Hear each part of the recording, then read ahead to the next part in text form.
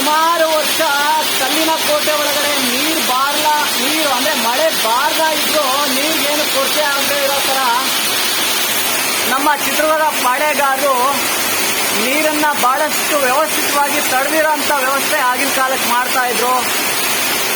So ಈ ಭಾಗದಲ್ಲಿ ಸುಮಾರು ನಿನ್ನೆ ಮೊನ್ನೆ ಎಲ್ಲ ಬಹಳ ಮಳೆ ಬಿದ್ದಿರೋ ಕಾರಣ ಸೊ ಕೋಟೆಯ ಒಳಭಾಗದಲ್ಲಿರುವಂಥ ಬೆಟ್ಟಗಳ ಮೇಲ್ಭಾಗದಲ್ಲಿ ಬೀಳೋ ಮಳೆ ನೀರು ಗೋಪಾಲ ಸ್ವಾಮಿ ಹೊಂಡ, ಅಕ್ಕನ ಹೊಂಡ, ತಂಗಿ ಹೊಂಡ ಆ ಥರದ ನೀರು ಎಕ್ಸಸ್ ಆದ ನೀರು ತಣ್ಣೀರು ದೋಣಿಯಿಂದ ಆ ಕೋಟೆಯಿಂದ ಆಚೆ ಹೋಗೋದಕ್ಕಿಂತ ಮುಂಚಿತವಾಗಿ ಆ ಬೃಹದಾದ ಬಂಡೆ ಮೇಲ್ಭಾಗದಿಂದ ಕೆಳಭಾಗಕ್ಕೆ ನೀರು ಅದ್ಭುತವಾಗಿ ಧುಮ್ಮಿಕ್ತಿರುವಂಥ ದೃಶ್ಯವನ್ನ ನೋಡ್ಬೋದು.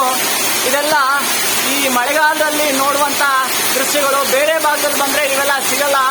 ಮಳೆಗಾಲದಲ್ಲಿ ಮಾತ್ರ ಈ ಥರದ ದೃಶ್ಯಗಳನ್ನ ನೋಡ್ಬೋದು. ಕಲ್ಲಿನ ಕೋಟೆ ಒಳಗಡೆ ಬರೀ ಕಲ್ಲು ಅಂತ ಅನ್ನೋರಿಗೆ ಮಳೆಗಾಲದಲ್ಲಿ ಸುಂದರವಾದಂಥ ಫಾಲ್ಸ್ಗಳನ್ನ ಸಹ ನೋಡ್ಬೋದು. ಬಂದು ನೋಡಿ ಕಣ್ ತುಂಬ್ಕೊಬೇಕಂತೇಳಿ ನಿಮ್ಗೆಲ್ರಿಗೂ ನಾನು ಧನ್ಯವಾದಗಳನ್ನ ಹೇಳ್ತಾ ಇದ್ದೀನಿ.